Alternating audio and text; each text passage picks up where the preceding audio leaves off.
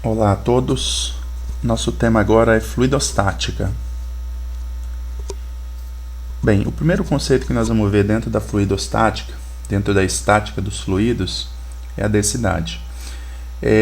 A densidade de um fluido, ou de outra substância, pode ser definida também para sólidos e outros materiais. Ela é uma grandeza que mede a quantidade de massa desse fluido que existe para cada unidade de seu volume. Então, por exemplo, vamos pensar na seguinte pergunta: o que tem mais massa? 1 metro cúbico de isopor ou 1 metro cúbico de chumbo? Bem, vamos pensar assim, que a gente possa colocar dentro de uma caixa d'água, uma caixa d'água que tem 1 metro cúbico, encher ela de isopor ou encher ela de chumbo. O que é mais pesado? O que tem mais massa? Embora a gente saiba que massa e peso não são a mesma coisa, mas estão relacionados. Então, o que tem mais massa? A resposta correta é o chumbo. O chumbo vai ter mais massa e, consequentemente, vai ser mais pesado naquela quantidade. Bem, então vejamos que, como 1 metro cúbico de chumbo tem mais massa que o metro cúbico de isopor, podemos dizer então que o chumbo tem maior densidade que o isopor, partindo da nossa definição de densidade. E aqui, como eu já tinha falado, como o peso está relacionado com a massa, peso é igual a massa vezes gravidade, então também o chumbo tem mais massa e, consequentemente, tem mais peso que 1 metro cúbico de isopor. Nesse caso, nesse exemplo que estamos dando, nós estamos falando do mesmo volume de isopor e o mesmo volume de chumbo. Como a densidade do chumbo é maior, ele vai ter mais massa, consequentemente mais peso. Obviamente que podemos ter volumes diferentes, e aí vamos ter que fazer o cálculo correto para determinar quem tem mais massa. O fato é que essa relação entre massa e volume é o que determina a densidade. Então aqui nós temos a definição matemática de densidade dada por esta fórmula: D igual a massa sobre volume. Então D de densidade é igual a M de massa dividido por V de volume. Ou seja, a densidade de um corpo ou material é dado pela sua massa dividido pelo volume que essa massa ocupa. D é medida no SI em quilograma por metro cúbico, embora seja comum em escala de laboratório usarmos gramas por centímetros cúbicos. Mas o padrão é quilograma por metro cúbico dentro do SI. M é a massa, dada em quilogramas, padrão do SI, e V é o volume dado em metros cúbicos, também padrão do SI. A densidade ela pode variar com a temperatura e a pressão, principalmente nos fluidos, líquidos, gases, ela pode variar com a temperatura e a pressão, e essas variações vão ser maiores em corpos menores, aí vão ser mais... Bem, é proporcional, na verdade. Mas, para os nossos casos de estudos, nós, dentro de fluido mecânica, a gente vai quase sempre desconsiderar essa variação de densidade e vai definir a densidade como sendo constante na grande maioria dos casos. O termo densidade ele também é chamado de massa específica geralmente quando os corpos são homogêneos. É importante frisar que em alguns livros densidade e massa específica são grandezas diferentes, eles designam condições diferentes, designam proporções entre massas de um corpo. No nosso caso, dentro da nossa definição, densidade e massa específica vão ser basicamente a mesma coisa, exceto que massa específica designa especificamente a densidade de corpos homogêneos. Aqui sim, vamos ver algumas conversões. Então, por exemplo, a nossa unidade de medida padrão é em quilogramas por metro cúbico. Mas é comum usarmos, principalmente em escala de laboratório, gramas por centímetro cúbico. Então, qual a relação? A relação é o seguinte: 10 a 3 kg por metro cúbico é igual a 1 grama por centímetro cúbico. 10 a 3 é 1000, 1000 kg por metro cúbico é igual a 1 grama por centímetro cúbico. Só que também é padrão a gente usar para volume litro. Litro não é unidade do SI, mas é uma unidade muito conhecida. Então, a gente também pode relacionar que 10 a 3 kg por metro cúbico é igual a 1 kg por litro. Então, usando essa relação aqui, a gente pode fazer vários tipos de conversões quando necessário. A água é a nossa substância padrão para definirmos densidade. Então, a densidade de água pura é esse valorzinho, 1, a unidade, 1 grama por centímetro cúbico. Ou seja, em 1 centímetro cúbico cabem, se enchido de água, cabem exatamente, tem massa 1 grama de água naquele espaço, naquele volume. Ou que é a mesma coisa que 1000 kg por metro cúbico, ou seja, numa caixa d'água de 1 metro cúbico vão caber 1 tonelada de água, 1000 kg. Ou ainda, a água tem 1 kg por litro, ou seja, se a gente pegar 1 litro de água, ali esse 1 litro vai pesar 1 kg. Assim, como falamos, 1 litro de água tem massa de 1 kg. Isso não é verdade, por exemplo, para outras substâncias, como leite, como álcool, como madeira, como tinta, né? A não ser que seja, se fosse água pura, né? Não é? Então, qualquer variação já vai ter alteração de densidade, mesmo que imperceptível. Vamos ver um exemplo aqui de densidade. Um recipiente de vidro de massa 300 gramas, quando completamente cheio de água, tem massa 700 gramas. Então, nem precisa fazer cálculo aqui, já vemos que a água vai ter 400 gramas, que é a diferença entre 700 e 300. Continuando. Esse recipiente completamente cheio de um líquido A tem massa 800 gramas. Novamente, se esse líquido A é 800 gramas cheio com ele e 300 é do vidro, então são 500 gramas do A. Qual é a massa específica de A? Quando pergunta qual a massa específica, então está perguntando basicamente qual a densidade. É usado o termo massa específica porque A é entendido como um fluido homogêneo e, portanto, usado o termo massa específica. Mas a fórmula é a mesma coisa de densidade. O padrão, né? Sabemos que a densidade da água é 1 grama por centímetro cúbico. Então vamos lá. Passo 1, vamos descobrir a massa da água. Aqui eu fiz a conta, mas nem é necessária, porque já está muito claro aqui que quando diz que o recipiente de vidro tem 300 gramas e cheio de água tem 700, então a diferença, né? No caso, recipiente cheio menos o recipiente vazio, a massa, dá 700 menos 300 é 400. Então essa etapa que eu fiz aqui é bastante evidente já, de cabeça a gente consegue fazer. Mas, sabendo a massa de água, nós precisamos descobrir o volume do recipiente, porque não foi dado no exercício. Para isso, a gente vai usar a nossa equação de densidade, porque também conhecemos a densidade da água. Então, vejamos. Densidade, no caso, massa sobre volume, né? Então, a densidade da água é 1 grama por centímetro cúbico, que é igual a massa da água, a gente já viu anteriormente, que era 400 gramas, dividido pelo volume que essa água ocupa lá nesse recipiente. Trocando aqui o termo do denominador, levando para o numerador do outro lado, multiplicando por 1, nós temos que o volume que a água ocupa, ou seja, o volume do recipiente, são 400 centímetros cúbicos. Veja que eu não converti, nesse caso, gramas e centímetros cúbicos para quilogramas por metros cúbicos. Eu usei a densidade em gramas por centímetro cúbico. Logo, o volume será em centímetros cúbicos. Na sequência, podemos agora, já conhecemos o volume, né? E também temos informações para determinar a massa do líquido A. Então, podemos calcular diretamente sua densidade ou sua massa específica. Então, está aqui. Densidade do fluido A tem que ser a massa do fluido A dividido pelo volume que ele ocupa.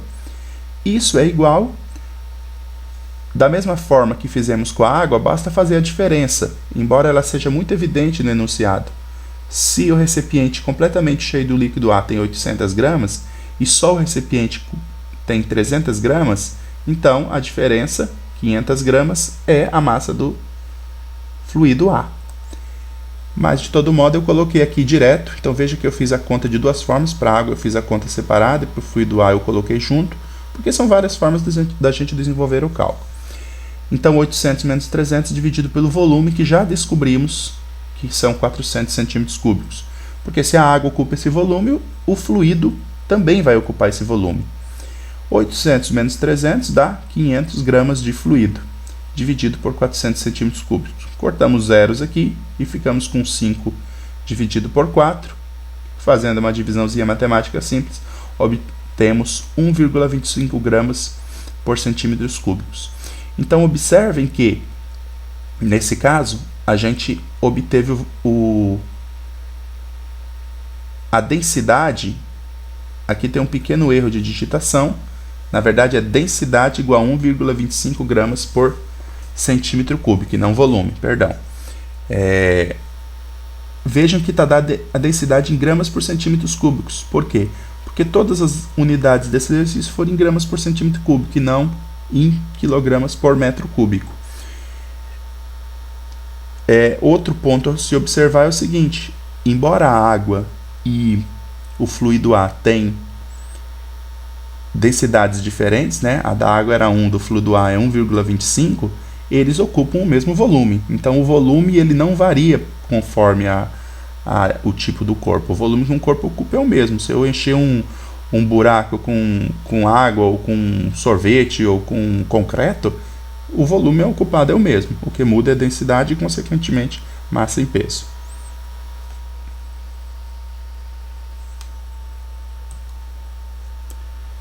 Vamos continuar agora com o nosso conceito de pressão. Então vejamos, se nós aplicamos uma força num fluido, essa força não atinge apenas um ponto, como aconteceria com um sólido, mas ela se distribui. Então vejamos assim, pessoal, se eu coloco o dedo na água e afundo o dedo na água, somente aquela porção da água que eu toquei, né, vai sentir o efeito da força que eu estou aplicando. É diferente de um sólido. Se eu empurro um sólido com o dedo, todo o sólido é empurrado. Então, o comportamento de forças em fluidos, ele depende do ponto de aplicação. Logo, a gente precisa definir uma outra grandeza aqui, que vai ser a pressão, que define melhor como que a força age de acordo com a área que ela atua num fluido. Então, precisamos definir essa grandeza pressão. A pressão, ela mede justamente a quantidade de força aplicada em um objeto por unidade. A pressão pode ser definida num objeto sólido, num corpo sólido, mas ela é muito útil em corpos, em fluidos, né, líquidos e gases. Então, isso se aplica aos fluidos e temos aqui a definição. Pressão é igual a força sobre área. A força que nós aplicamos num objeto ou fluido sobre a área que essa força é aplicada. No SI, a unidade de medida de pressão é Newton por metro quadrado, que chamamos de Pascal, representado pelas letras PA. F é a força que conhecemos em Newton, e A é a área sobre qual a força é aplicada. O padrão do SI é em metros quadrados. Todas elas podem sofrer conversões. Por exemplo, vamos ver esse exemplo aqui. O Molaria produz um tipo de tijolo com formato de paralelepípedo, de medidas 8, 15 e 30 centímetros. E o peso desse tijolo são 45 newtons. Determine no SI a pressão exercida por esse tijolo sobre um alicerce, de duas maneiras: se ele for assentado sobre a base maior e se ele for assentado sobre a sua base menor. Essa base maior e base menor é o do próprio tijolo. Então vamos lá, caso A. Se ele for assentado sobre a sua base maior. Então vejamos, aqui nós temos a figura do tijolo. Então veja que ele é um paralelepípedo. Ele tem um lado 30 centímetros, que é o maior, um lado de 15 centímetros e uma altura de 8 centímetros. Como ele vai ser assentado sobre sua base maior, qual a base maior dele? Essa aqui, de 30 por 15, no caso a parte de baixo, que é igual. E o peso 45 newtons. Então essa é a posição que o tijolo vai ser assentado. Usando a nossa formulazinha de pressão, pressão é igual a força sobre área. Pressão é igual, quem é a força nesse caso? Quando um corpo está equilibrado sobre uma superfície, a força que ele provoca na superfície é o seu próprio peso. Se tiver alguém aplicando mais força aqui em cima, então a gente soma o peso com a força que a pessoa está aplicando. Então, pressão é igual peso sobre área. O peso já é conhecido, 45 newtons. E a área, a gente tem que calcular essa área que vai estar em contato com o chão, que é essa área que é puxada para baixo pelo peso. Então essa área são 30 vezes 15 centímetros quadrados. Só que, nesse caso, nós temos que fazer a conversão para metros, porque está em centímetros, enquanto que a força está em newton, que é o padrão. Então, se a gente converter 30 centímetros em metros, dá 0,3, e 15 centímetros em metro dá 0,15, escritos dessa forma aqui. Isso é igual a 45, fazendo essa operação, lembrando que basta multiplicar os inteiros, no caso 3 vezes 15 dá 45, e como nós temos aqui duas casas decimais e aqui uma casa decimal, então colocamos aqui 3 casas decimais. 1, 2, 3 casas decimais. Essa conta aqui pode ser feita de forma decimal, ou podemos converter em base 10, como eu fiz aqui, escrevendo 45 como escrevendo 0,045 como 45 vezes 10 a menos 3. Como que eu fiz isso? Eu movi a vírgula 3 vezes para a direita e o 10 a 0 que estava aqui sofreu uma diminuição de 3 vezes no seu expoente, então ficou 10 a menos 3. Agora eu tenho 45 que corta com 45, fica 1, e esse 10 a menos 3 vai para cima, invertendo o sinal do expoente, fica 10 a 3. E 10 a 3 é 1000, então a pressão são 1000 newtons por metro quadrado. Notem que esse tijolo ele não ocupa uma área no chão de 1 metro quadrado. Mas se ele ocupasse 1 metro quadrado, ele ocasionaria 1000 newtons. Então, a pressão ser 1000 newtons por metro quadrado significa isso. Mas como ele ocupa uma área menor, ele provoca uma força menor. Mas a pressão mede uma relação entre força e área. Então, esse é o resultado. No segundo caso, é se o tijolo for assentado sobre a sua base menor. Então, qual a base menor do tijolo? É essa aqui, ó, 8 centímetros por 15 centímetros.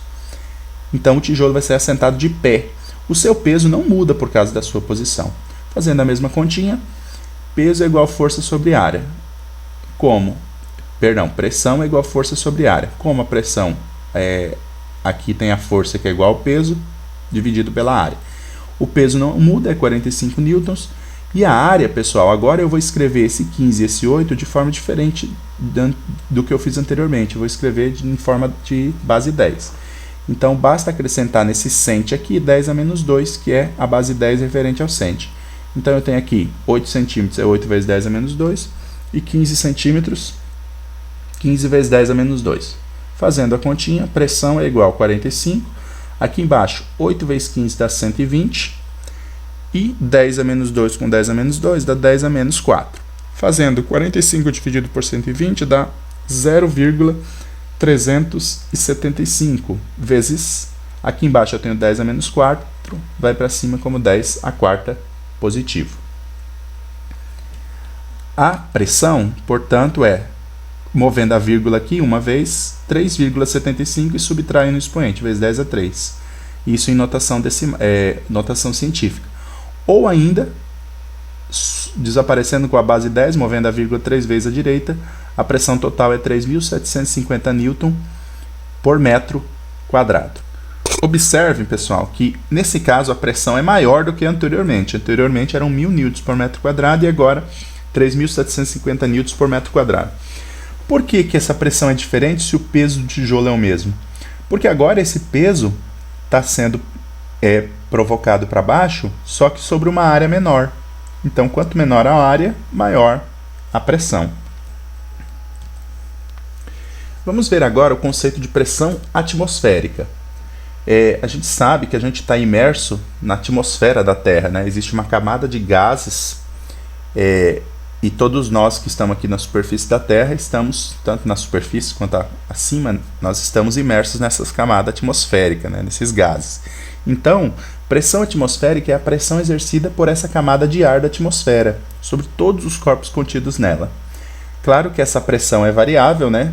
Vamos pensar dessa forma. Quanto mais alto nós estamos, menos nós temos ar, a densidade do ar diminui, portanto, menor a pressão. E quanto mais baixo nós estamos, maior a quantidade de ar acima de nós e maior a densidade dele à nossa volta e, portanto, maior a pressão atmosférica sobre nós.